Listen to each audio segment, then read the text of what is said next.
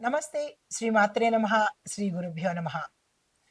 మనకి ఖగోళ శాస్త్రంలో ఈ గ్రహాలు చక్కగా ఒక దాంట్లోంచి ఒకటి తిరోగమనం అవ్వడము, మళ్ళా వెనక్కి వెళ్ళడము, ముందుకు రావడము, వాళ్ళ ఇష్టానుసారంగా ఈ గ్రహాలన్నీ కదులుతూ, వాటితో పాటు ఈ రాసుల్లోకి కూడా వాటి యొక్క సంచారం చేస్తూ, అవి ఇచ్చే ఫలితాలేమిటి?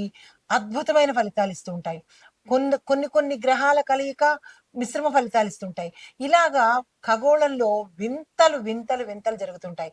ఆ వింతలు మానవుల మీద, దేశ కాలమాన పరిస్థితుల మీద, దేశం మీద, ప్రజల మీద, ప్రకృతి మీద, ఇలా ప్రతి ఒక్క అంశం మీద వాటి యొక్క ప్రభావాలు కనబడుతుంటాయి.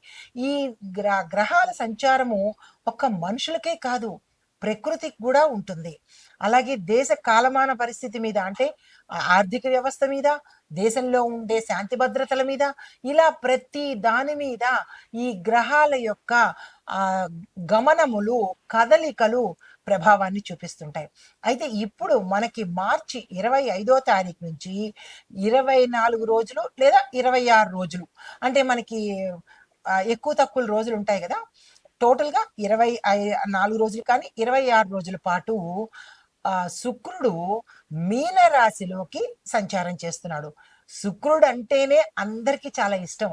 ఎందుకంటే ఆయన సంపదలు ఇస్తాడు, లగ్జరీ లైఫ్ ఇస్తాడు, సుఖాలు, భోగాలు, తరువాత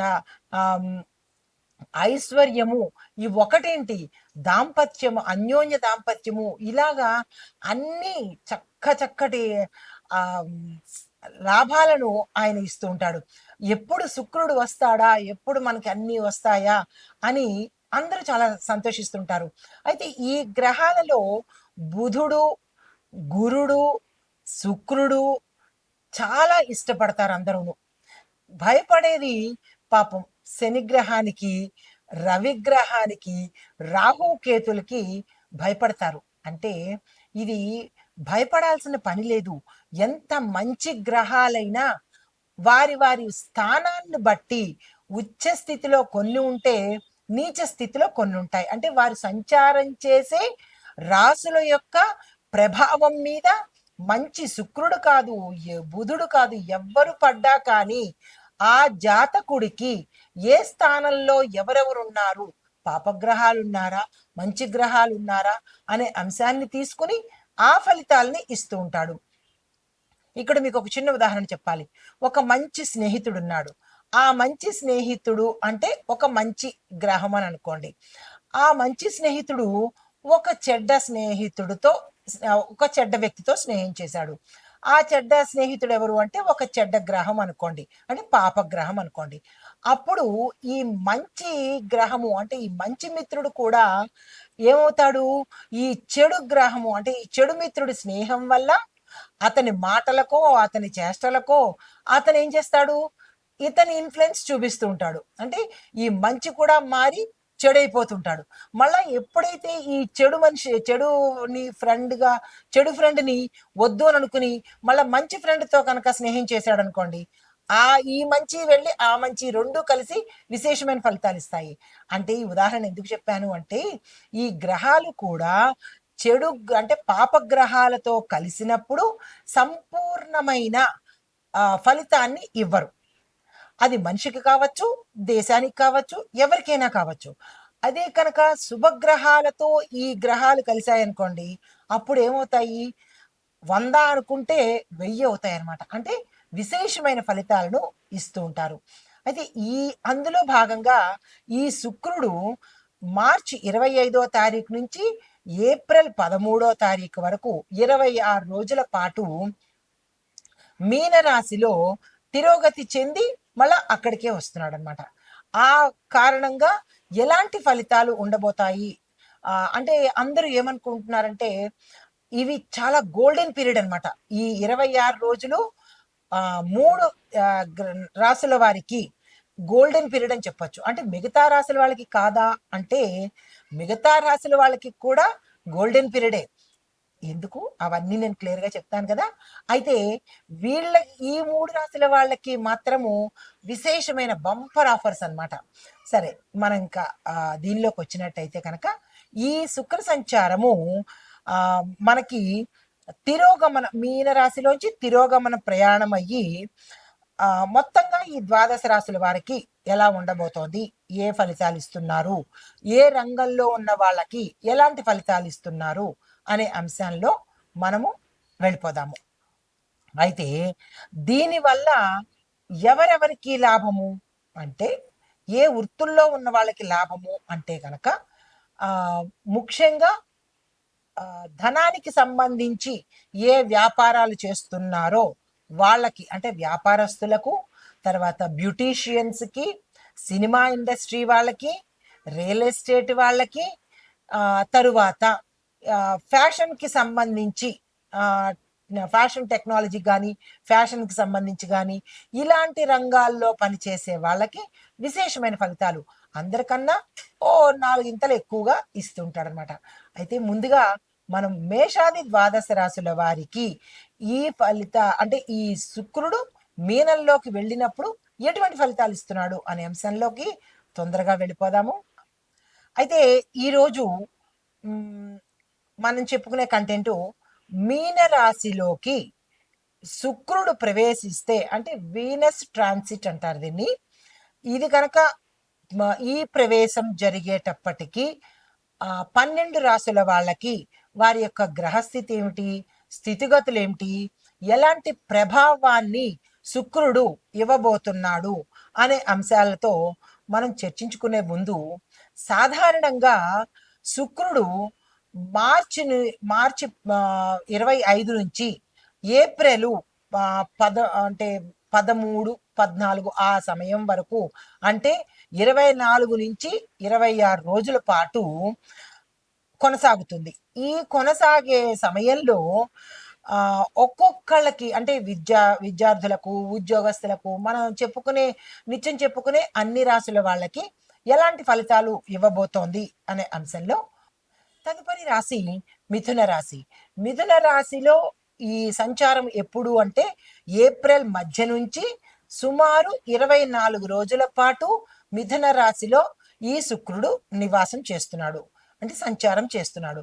అయితే ఈ సంచారం వల్ల ఎలాంటి ప్రభావం ఉండబోతోంది అంటే కనుక విద్యార్థులకు, అందులోనూ ఎలాంటి విద్యార్థులు, కమ్యూనికేషన్లో ఉండే విద్యార్థులు, తరువాత ఆర్ట్ విభాగంలో ఉండేవాళ్ళు, టెక్నాలజీ విభాగంలో ఉండే విద్యార్థులు, తర్వాత మాటలకు సంబంధించిన, అంటే రేడియో జాకీస్ కానీ, లేదా యాంకర్స్ కానీ, లేదా న్యూస్ రీడర్స్ కానీ, ఇలాంటి వాళ్ళందరికీ, అంటే ఆ కోర్సులు చేసే విద్యార్థులందరికీ కూడా విశేషమైన ఫలితాలు, సక్సెస్ అవ్వడము, క్యాంపస్ ఇంటర్వ్యూస్లో సెలెక్ట్ అవ్వడము, ఈ పని నిమిత్తంగానే మిమ్మల్ని విదేశాలకు తీసుకువెళ్ళడము, విదేశాలకు అప్లై చేసుకున్న వాళ్ళకి శాంక్షన్ అవ్వడము, ఇలాంటి పనులన్నీ ఈ రంగంలో ఉండే విద్యార్థులకు, అంటే ఈ డిపార్ట్మెంట్స్లో పనిచేసే విద్యార్థులకు శుక్రుడు అనుగ్రహించిపోతున్నాడు.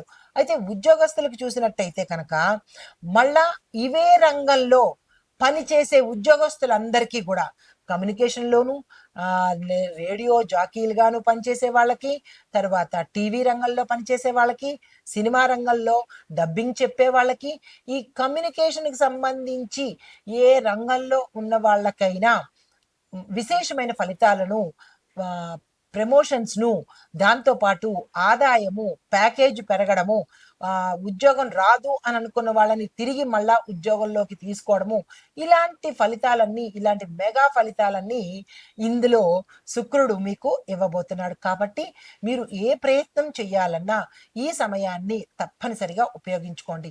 24 days అప్రాక్సిమేట్లీ ఉంటాడు. కాబట్టి ఈ సమయాన్ని ఏం ప్లాన్స్ వేసుకుంటారో, ఎట్లాగా ప్లాన్ అంటే ఎలా కదలికలు చేస్తారో అన్నీ కూడా సక్సెస్ అయ్యేందుకే ఉన్నాయి, విద్యార్థులకు, ఉద్యోగస్తులకు.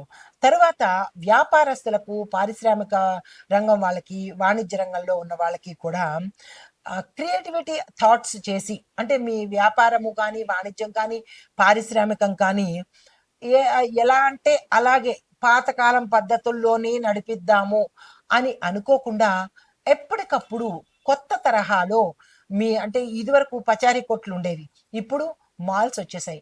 తర్వాత ఈ కొత్త కొత్త స్టాల్స్ లాగా వచ్చే షాప్స్ వచ్చేసాయి. అంటే పాత పద్ధతిలోనే ఒకళ్ళు పొట్లం కట్టడము, ఒకళ్ళు ఇవ్వడము, ఆ సిస్టమ్ పోయింది. అంటే టెక్నాలజీ ఎప్పటికప్పుడు అప్డేట్ అయ్యి కొత్త కొత్తగా వినియోగదారులకు చేరువ అవుతున్నారు వ్యాపారస్తులు, అందరు వ్యాపారస్తులు, వాణిజ్యవేత్తలు కూడా. అలాగే ఈ రంగంలో ఇప్పుడు ఇక్కడ ఈ సమయంలో ఇంకా ఏదైనా కొత్తగా మీరు ప్లాన్ చేయండి. అంటే ప్రజల దగ్గరకి ఇంకా తొందరగా వెళ్ళేటట్టుగా మంచి మంచి ప్రోడక్ట్స్ ఇవ్వడము, లాభాలు తెచ్చిపెట్టుకోవడము, ఇన్వెస్ట్మెంట్స్ చేయడము, ఇలాంటి పనులన్నీ కనుక ఈ సమయంలో చేసి ఉంటే కనుక మంచి లాభాలు తెచ్చుకుంటారు. మారుమూల ప్రాంతాల్లో మీ వ్యాపారాన్ని విస్తరణ చేయండి, బ్రాంచెస్ పెట్టుకోండి. తర్వాత కొత్తగా ఇందులోకి రావాలి అని అనుకున్న వాళ్ళు, స్టార్టప్ కంపెనీల్లో పెట్టుకోవాలనుకున్న వాళ్ళకి ఈ సమయము కరెక్ట్ సమయము. వెంటనే ప్రారంభించండి. ఈ 24 డేస్ని మీరు వినియోగించుకునే ప్రయత్నం చేసుకోండి. తర్వాత పెట్టుబడులు, ఇన్వెస్ట్మెంట్స్ పెట్టాలన్నా, లేదంటే విదేశాలతో మీ వ్యాపారాన్ని టైఅప్ చేసుకోవాలన్నా, అక్కడికి వెళ్ళి కొత్తగా స్టార్ట్ చేయాలన్నా, ఇలాంటివి ఏ పని చేసుకోవాలన్నా ఈ సమయాన్ని తప్పనిసరిగా మీరు ఉపయోగించుకోండి, వృధా చేసుకోకండి. శుక్రుడు అనుగ్రహించడానికి ముందుకొస్తున్నప్పుడు మీరు వెనకడుగు వేస్తే మళ్ళా ఎప్పుడో కానీ ఇలాంటి గోల్డెన్ పీరియడ్ మనకి రాదు కదా. తరువాత కుటుంబము ఆరోగ్యపరంగా చూసుకున్నట్టయితే గతంలో ఏదైనా డిస్టర్బెన్సెస్ వచ్చి కుటుంబాలు విడిపోవడం కానీ, మాట పట్టింపులతో బంధువులు మాట్లాడుకోపోవడాలు కానీ, ఇలా మిత్రులు కలవకపోవడం కానీ, లేదా అంటే ఏదే డిస్టర్బెన్సెస్ మీ కుటుంబంలో వచ్చినా, అపవాదులు, అపనిందలు, ఒడిదుడుకులు, సమస్యలు, ఇలాంటివి ఏవి వచ్చినా సరే గతంలో, కానీ ఇప్పుడు శుక్రుడు వచ్చి అన్ని సెటరేట్ చేసేసి అన్యోన్యమైన దాంపత్యాన్ని, ప్రేమానురాగాలు కలిగిన కుటుంబాన్ని ఏర్పాటు చేయడము, అందరి మధ్య ఎఫెక్షన్ కలిగించడము, లగ్జరీ లైఫ్ని ఇవ్వడము, విలాసవంతమైన అంటే ఎక్కడికంటే అక్కడికి వెళ్ళడము, ఫారెన్ ట్రిప్స్ వెళ్ళడము, లేదంటే ఉత్తరాది పర్యటనకు వెళ్ళడము, ఇలాగా అంటే మనం తెలియని ప్రదేశాలకి వెళ్ళడము, ఇలా మంచి సమయాన్ని గడిపేందుకు శుక్రుడు అనుగ్రహిస్తున్నాడు. కాబట్టి ఈ సమయాన్ని ఎవ్వరూ ఉపయోగించుకోకుండా నిరర్ధకం చేసుకోకండి, ఉపయోగించుకునే ప్రయత్నం చేసుకోండి. దాంతో పాటుగా మానసిక ఆరోగ్యం కూడా చక్కగా మెరుగుపడుతుంది. ఎలా అంటే ఎంత లగ్జరీ లైఫ్ ఉన్నప్పుడు కష్టాలంటే ఏమిటో తెలియనప్పుడు మరి మనసు హాయిగానే ఉంటుంది కదా. కాబట్టి ఆరోగ్యం, మనసు హాయిగా ఉందంటే ఆరోగ్యం ఉన్నట్టే. కాబట్టి ఎవరైనా సరే ఈ రాశిలో ఉండేవాళ్ళు ఏ ప్రయత్నాలు చేసినా తప్పనిసరిగా ఈ సమయాన్ని వినియోగించుకునే ప్రయత్నం చేయండి. అనుగ్రహించడానికి శుక్రుడు రెడీగా ఉన్నాడు, వచ్చేస్తున్నాడు. కాబట్టి జాగ్రత్తగా ఏ ప్లాన్ వేసినా సక్సెస్ అయ్యే సమయం కాబట్టి తక్షణమే ఈ సమయాన్ని ఉపయోగించుకోండి. మరీ ప్రత్యేకించి మిథున రాశి వాళ్ళకి చక్కని ఆఫర్స్ ఇస్తున్నాడు. వీళ్ళకి బంపర్ ఆఫర్స్ ఏంటంటే ఇళ్ళు కట్టుకుంటారు, భూములు కొనుక్కుంటారు, వాహనాలు కొనుక్కుంటారు.